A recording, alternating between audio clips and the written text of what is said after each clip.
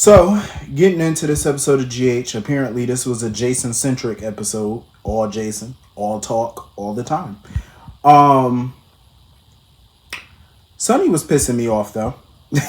He really was. I feel like Sonny was revising history because I'm like, sir, for him to sit there and say Carly made life difficult, like she made it impossible for them to get back together, I'm like, sir, sir, you bone Nina. She didn't make it impossible. She told you to get lost. Um, at the end of the day, Carly came to the boat to try to fix the marriage, and you was up in there with your shillelagh all up in Nina. So don't revise history now. Um, Sonny was really getting under my skin because I'm like, dog, how you gonna sit here and say Jason forgot what it means to be loyal?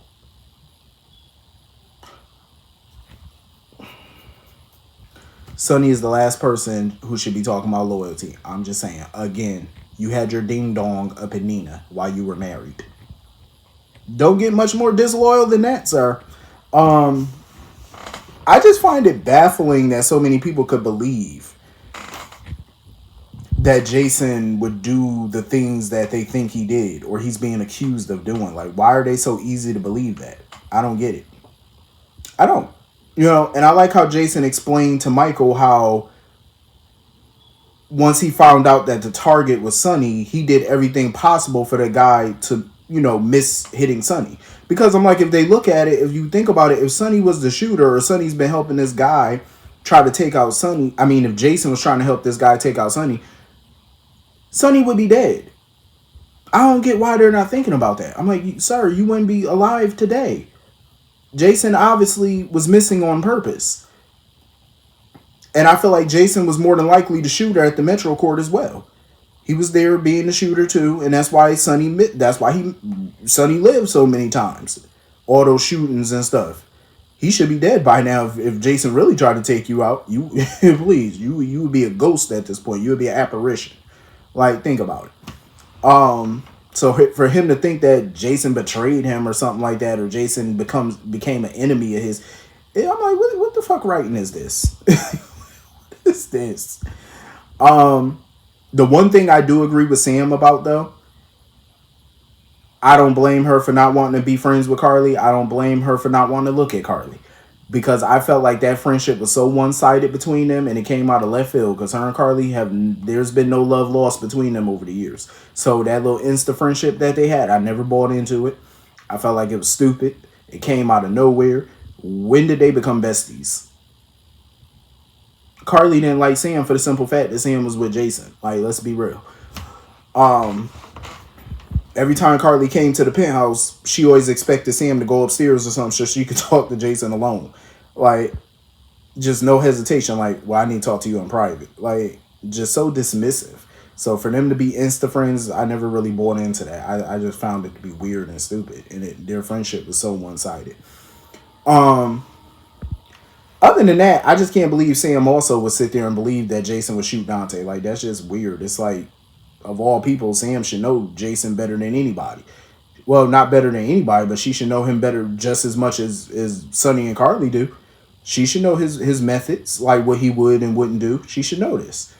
So it's kind of weird that she would think that he would shoot Dante. I know that she's hoping that's not the case, but deep down, she should know it. Because the way that she pretty much did a complete 180 on Jason ass, I was like, oh, where this coming from? Like, she was like, oh, Jason, oh, that's typical Jason. That's it. Like, she was going in. I said, well, damn, Sam, tell that man how you really feel. Go find him and tell him how you feel. Like, damn. You would have thought that they were enemies or something. Like, she just come off like she just can't stand Jason ass nowadays. I'm like, well, damn. It was just crazy. And why is Danny keep popping up at the hospital? I'm like, where's Rocco? Shouldn't Rocco be trying to pop up at the hospital to see his daddy? Like, they got Danny keep popping up there and stuff like that. And I don't blame Sam for getting frustrated with this boy, because I'm like, now, didn't Alexis already take him home? And now you popped your ass back up at the hospital? See, this boy don't listen. He hard-headed. So this is what I'm talking about. Sam I understand she going through a lot, but she needs to start putting a belt to his ass. I'm just saying, because it's that hard-headed stuff I'm talking. I don't do that with kids. Like, I don't play with kids with the hard-headed stuff. Like, if I told you the first time to go home, that's what I meant. Go home. That didn't mean go home, come back. That mean go home and stay home. When I tell you to stay home, you stay your ass at home. Like, I'm just saying, like, I don't get this kid. But naturally, he believed his father. He feels like there's an alternative excuse to what's going on. And I agree with him. I just feel like, why isn't anybody close to Jason other than Carly and Danny and Michael thinking like there's something else going on here? There got to be some other explanation to it. Like, if I know somebody that well and I've known them for years on top of years, my mind would never think the negative. I would always think the positive because I know that person. I'm confident I know this person. And yeah, their actions are questionable, but if I know that person so well, there's another reason for it. You know what I'm saying? That obviously he's not saying, or we don't know yet, but I just know it ain't what people are saying. You know what I'm saying? Like, so I can't wait for Jason to finally confront these fools and tell them what's going on, and they can have egg on their face and look stupid. Cause I'm like, listen, it's time to bust some of these people bubble. Anna and Molly, I like their little chit chat, but I just feel like a lot of cases they need to recuse themselves of. This being one of them, because they're too close to it. But it's like, if they recuse themselves, who else is gonna take over this case? Because pretty much everybody in the PCPD or in the DA's office is connected to Jason in some form or fashion. So either way, it's a conflict of interest. Even Robert taking this case as the DA is a conflict of interest because of Robin. So it's just like all these people being police commissioner and ADA and DA. I'm like, how the fuck do all y'all hold office? Because everybody that gets in trouble is a conflict of interest for you. But you can't recuse yourself because there's nobody else to take it. Even Chase. Chase can't even take this case right now. He can't even take the Jason case because even though him and Jason are not close or they barely know each other, it's still a conflict of interest because Chase is engaged to a member of Jason's family. Conflict of interest. Go figure. But I love how Anna and, Molly are trying to make sense of all this and bounce theories and figure out what could be right, what could be wrong. But Anna knows more to the story. Based off of how she was talking, she know it's more to this. They just got to piece it together and get Jason to tell them what the hell going on. You know what I'm saying? Because Anna not stupid. She know. Like, this ain't cut and dry. You know what I'm saying? This is not just an open and shut case, and they know it. Especially based off the 911 call. I mean, the theory is that maybe he shot Dante by accident, realized it was Dante, and tried to call for help. That's the working theory, and they feel like they got evidence to support that. But Anna's not buying it too much, though. Anna knows it's bigger than that. And she know it. I really wish Carly would stop talking. Like, why even let John in and why even have a conversation with him? I wouldn't try to convince him of nothing. I wouldn't try to convince, John. I don't like calling him John, but Jagger. Don't talk to that man unless you got an attorney present. Don't say nothing to him because Jagger definitely went there to rattle her cage. And he succeeded. Because every time he mentioned Jason's name or said something about him, Carly would get rattled. She would get defensive. She would get angry, hostile. And he noticed it. I'm like, Carly need to learn how to control her emotions. Like, she need to learn how to not let people read her so easily or at all. You know what I'm saying? Be like Jason. Be stone cold. Be stone faced. You know what I'm saying? You've been around him long enough. You should know how to control your emotions. You know what I'm saying? That way it'd be hard for even Jagger to read you. So that way he wouldn't know if you're telling the truth. He wouldn't know when you're lying. He wouldn't know nothing. Because you're not giving off any type of emotion that would tell him otherwise. And that's what Carly need to learn how to do.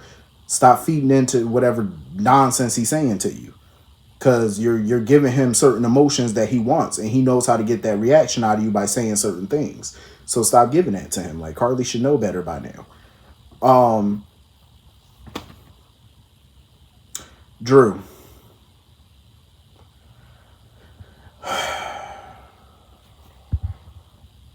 I could have did without Drew in this episode. Me and Carly broke up. And I just wanted to tell you and Micah. We broke up because of Jason. She chooses Jason over me. Like, shut the hell up, sir. We don't care.